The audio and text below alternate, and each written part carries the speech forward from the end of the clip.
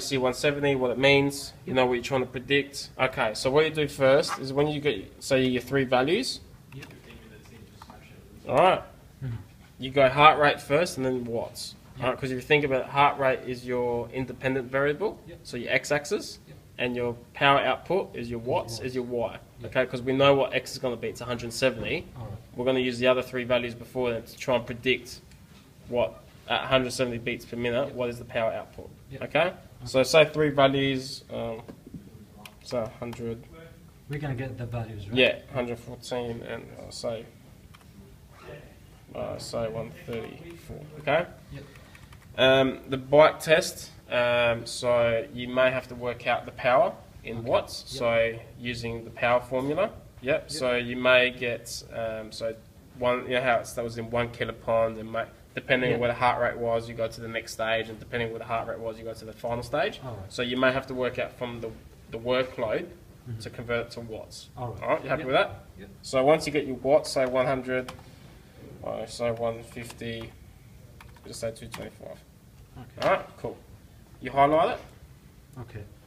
just go insert and just scatter, and this one Alright. here, Yep. that's all you need, and you get something like that. So this is our heart rate, Okay. and this is our watts. Yep. Yep. Just right click on them, just go add trend line, because we look for a linear relationship. Yep. Linear is selected. Yep. We need this, the equation, Display the that's what we equation. need. And display R squared value, close. Alright, and what we now do is use that formula, we substitute X for Um, the heart the heart rate, rate. so Yeah. 170, Yeah. and then that would give us a value of power output at 170 beats per minute. Okay. Alright? Yep. So that's the most important thing about this is you use the three heart rates to find the linear relationship to try and predict, work Right. output at 170, Yep. and you need this equation to do that. Alright. Alright, so you just substitute X for 170, and it'll give you the value, and that's it. Alright. So I'm gonna get the heart rate and the watts from the other application, right?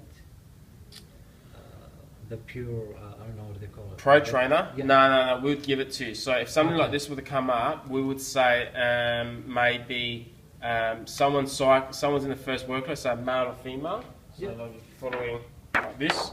Right, remember this? So, okay, first workload's a male, we're going to start 1 kilopond.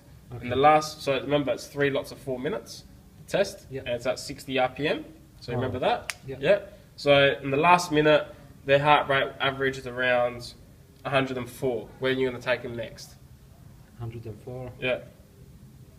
Take him here. Yeah. Alright, cool. So now you've got the heart rate and you've got the workload.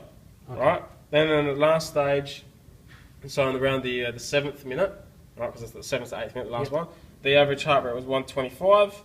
And we'll look, okay, yeah, we're going to take him here 3.5 kiloponds. So you got your 3 heart rates, you got your 3 workloads, then Alright. convert your workloads to power outputs, Yep. right? And then in there. Okay. Alright? And do you just this we finish the test? That's it. Once you do that, you get that equation, Yeah. right? Get your calculator, put 3.6815 times it by 170, Yeah. take 268.72, whatever that equals, that would be your PWC, so your physical work capacity at 170 beats per minute. So it'd be, I reckon, something like, Sorry, I didn't Right. get it. Just we time these two numbers, and then you mean this is how about our two? no, so once you get the equation, Yeah. right, We're gonna we have to calculate- substitute x using calculator. Get a calculator here. Right?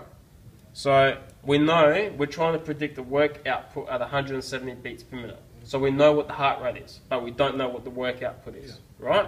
So what did I say? What was the x axis or the independent variable? Heart rate. Yeah. So basic maths. 3.6815 times it by what's x? 170. 170. Yeah. We're just going to equals for now, and then we're going to take 268.72. 357 watts is the answer. So the physical work capacity, so PWC 170 is 357.13 watts. That's the absolute PWC 170. Okay. All right. The only thing you do then maybe after that, they might say what's the relative value. You just divide that by weight, body weight in kilos. All right. That's pretty much it. Cool.